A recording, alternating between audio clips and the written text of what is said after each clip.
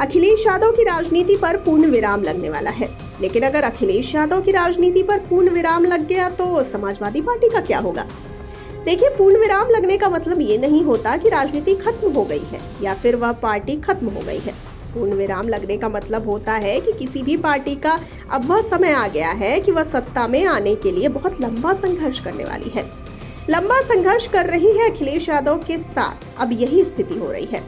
अखिलेश के पास आखिरी मौका क्यों है, अब मैं आपको वो बता देती हूँ, लेकिन उससे पहले मैं अखिलेश यादव का डाउनफॉल बता देती हूँ, जिसकी वजह से अब यह स्थिति आ रही है कि अखिलेश यादव की राजनीति पर समाजवादी पार्टी पर पूर्ण विराम लगने वाला है। तो पहले मैं आपको अखिलेश यादव का डाउनफॉल बता देती हूँ कि 2012 में ये पहले मुख्यमंत्री बने, जो हम और आप अच्छे से जानते हैं। उत्तर प्रदेश के मुख्यमंत्री बने अखिलेश यादव पहली बार, और उसके बाद पूर्ण बहुमत सरकार बनाई 2012 में ही। फिर 2014 लोकसभा चुनाव में विफल रहे, समाजवादी पार्टी कोई अच्छा प्रदर्शन नहीं कर पाई। फिर 2017 में हारे। अब 2017 में जब ये उत्तर प्रदेश का चुनाव हारे, विधानसभा चुनाव हारे और इनकी पार्टी सरकार में नहीं आई, वो तो चलिए कोई बात नहीं, पर 2012 में आप पूर्ण बहुमत की सरकार बनाते हैं और उसके बाद 2017 यानी 5 साल बाद आपकी स्थिति ये हो जाती है कि आपको 403 सीटों वाले उत्तर प्रदेश में केवल 47 सीटें मिलती हैं। यह अखिलेश यादव का बहुत बड़ा डाउनफॉल था। मामला यही नहीं रुका, अखिलेश यहाँ भी नहीं सुधरे, मामला और गड़बड़ हुआ। मामला पहुंचा 2019 लोकसभा में। अब 2019 की जब लोकसभा चुनाव हुए हैं तो इन्होंने मायावती के साथ में गठबंधन किया और उसके बावजूद इनको मिली मात्र 5 सीटें। यह अखिलेश यादव का 2012 से 2019 तक का डाउनफॉल रहा। अब अखिलेश यादव सुधर जाएंगे। अखिलेश यादव अपनी रणनीतियों में और समाजवादी पार्टी की विचारधारा में कुछ ना कुछ तो चेंजेस लाएंगे। वर्तमान राजनीति को देखते हुए उसके परिप्रेक्ष्य में आगे बढ़ेंगे, लेकिन अखिलेश यादव पूरी तरीके से इसको नजरअंदाज करते रहे। अब स्थिति और भी ज्यादा बेकार हो गई है। आपको बता दें कि 2022 में ये हार गए। अब ये बड़ा इंटरेस्टिंग पॉइंट है। क्यों इंटरेस्टिंग है ये भी मैं आपको बता देती हूँ। देखिए, 2022 में समाजवादी पार्टी और अखिलेश यादव को ये लगने लगा कि अब तो हम सरकार में सत्ता में आ ही जाएंगे। उत्तर प्रदेश की राजनीति में एक बार दोबारा जो है समाजवादी पार्टी की सरकार बन ही जाएगी। यहाँ तक भी मामला नहीं रुका।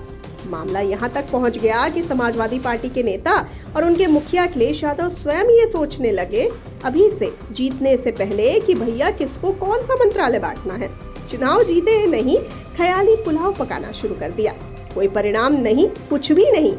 यह ओवर कॉन्फिडेंस की शुरुआत हुई। ये भी एक स्टेज था। अखिलेश यादव यहाँ से ओवर कॉन्फिडेंस में आना शुरू हो गए।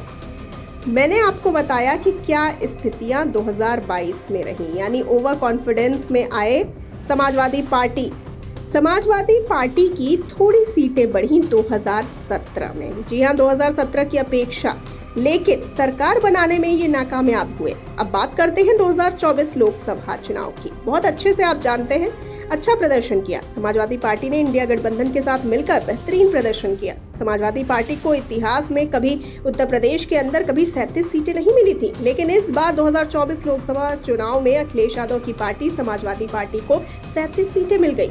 अब एक तरफ जहां समाजवादी पार्टी और उनके नेता इस जीत का जश्न मना रहे थे, उसी समय भाजपा के नेताओं ने एक अलग अपना मोटो दिखाया। इस बात को लेकर एक अपना अलग माइंडसेट दिखाया।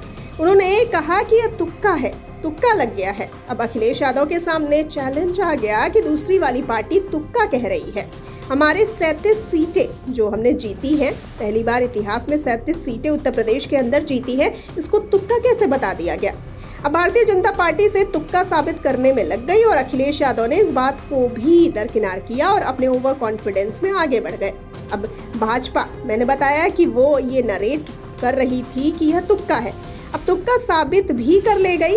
कैसे साबित कर ले गई? जब बात आई 2024 में उत्तर प्रदेश के उपचुनाव में 9 सीटों पर चुनाव हुआ। अब यहाँ पर कुछ ऐसी सीटें थी जहाँ मुस्लिम बाहुल्य क्षेत्र है। सबको पता है कि उत्तर प्रदेश की राजनीति में दिलचस्पी रखने वाले उन सभी लोगों को ये मालूम है कि उत्तर प्रदेश में अगर मुस्लिम का वोट सबसे ज्यादा किसी को मिलता है तो वो समाजवादी पार्टी है। अब देखिए हुआ क्या, 2024 उपचुनाव में 2 सीटें मिली। अब जहां पर करहल में हमेशा से जीता करते थे और दूसरी सीट थी सीसामऊ, बाकी सब जगह ये हार गए। और सबसे बड़ी बात जो इसमें आश्चर्यजनक रही वो थी कुंदरकी की सीट। कुंदरकी में 65 से 70 सीटें, वहां पर मुस्लिमों की आबादी है और वहां पर समाजवादी पार्टी चुनाव हार गई। भारतीय जनता पार्टी ने वहां चुनाव जीत लिया। आप 50 के भी रेशियो में नहीं आ पाए, मतलब आप केवल 9 सीटों में 7 सीटों पर हार जाते हैं और 2 सीटें जीतते हैं। तो ये बहुत बड़ा डाउनफॉल अखिलेश यादव के लिए रहा। अब इस उपचुनाव को कहा जा रहा था कि ये सेमीफाइनल है 2027 के विधानसभा चुनाव का और 27 वाला फाइनल होगा। देखिए मैं कहती हूँ कि ये क्वार्टर फाइनल था, फाइनल होगा अयोध्या वाली सीट, फैजाबाद वाली सीट पर मिल्कीपुर में। अब वो मिल्कीपुर फाइनल क्यों कह रही हूँ, क्योंकि यहाँ तो डामाडोल समाजवादी पार्टी 2 सीटें जीती, जितनी हवा में चढ़े थे 2024 लोकसभा चुनाव में, जीत के उतने ही इनके लिए स्थितियां खराब हो गई हैं। अगर अब ये मिल्कीपुर का भी चुनाव हार जाते हैं तो वो सेमीफाइनल होगा और वो हारे तो फाइनल में हारते हैं। फिलहाल आपको बताना है कि क्या मायावती जैसा हाल सपा मुखिया अखिलेश यादव का होने वाला है। 2027 में मुख्यमंत्री पद पर आसीन होंगे अखिलेश यादव। हमें अपनी राय जरूर बताइए कमेंट सेक्शन में और साथ ही जाते जाते इस वाले वीडियो को कर दीजिए लाइक और शेयर और चैनल को सब्सक्राइब करना बिल्कुल ना भूलिए।